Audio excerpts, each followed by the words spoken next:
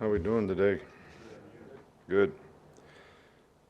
So, I've been pretty pleased with the way the players are sort of working this week and preparing for this game.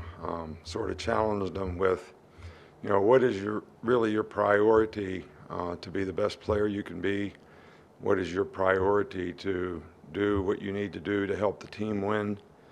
And, if that's your priority, then that's what you're doing every day. It's not priorities, right, where it's not always comfortable. Sometimes it's hard. Sometimes you have to overcome adversity. So you got to kind of have to have the mental toughness to not let those things get you to back down and to continue to persevere. And I think the players have been doing a pretty good job of that. So far this week, this is obviously a really good team we're going to play in a tough environment.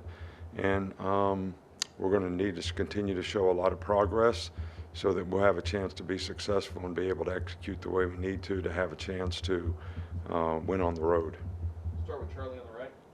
Hey, Coach, just what kind of progress have you seen from Amari Black and the weapon he's been for your offense? Yeah, he's doing great. He's a really good receiver. He's improved as a blocker.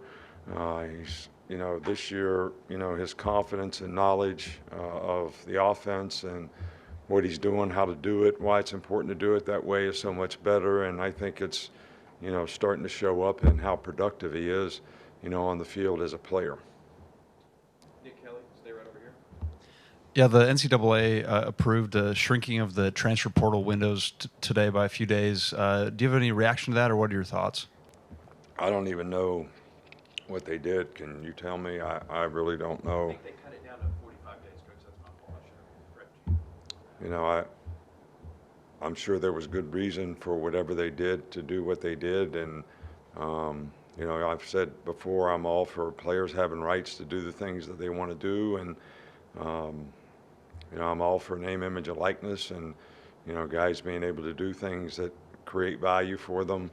I'm not for, just paying guys to play. That's not what name, image, and likeness was supposed to be. I don't really know what they did today, so I really shouldn't comment on it. Stay right here with Kennington.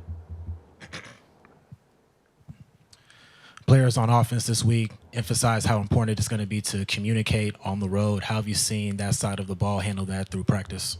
Well, I think the big day for that is, it's really important. We've been emphasizing it all week, but, tomorrow's always the day that, we practice with noise. I know the centers and the quarterbacks have worked a little bit extra, on that with noise this week. But tomorrow will be the day that, we need to really go through the whole practice and be able to deal with noise. And that's really when you can see how much it's going to impact the players. So, we've had some issues with the snap count, so hopefully that's not going to be a problem for us and we can get that resolved. Go to Cody here in the middle. A&M recently made a change at quarterback. It's a guy that you've seen previously before when he was at LSU. Is there a benefit to having seen him before, or what might be different about it? Not really. He's a good player. He's got a lot of experience. He's smart. He makes good decisions. He's been in this system, with Jimbo for a long time. So, he's a veteran player. The quarterback that got hurt was a very good player, but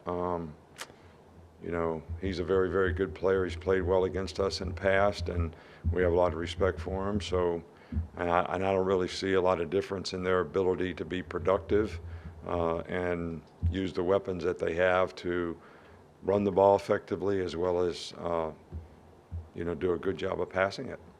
Go to Chase.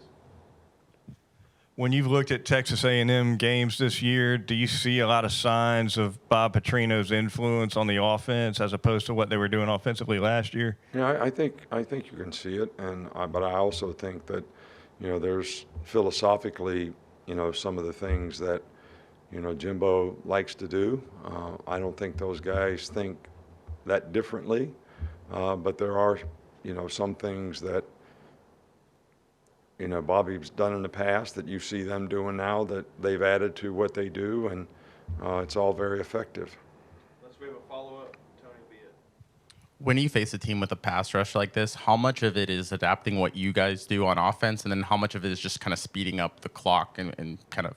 Well, I think it's a combination of both. I think we got to do a much better job of having a firm pocket and protecting the quarterback against really good pass rushers.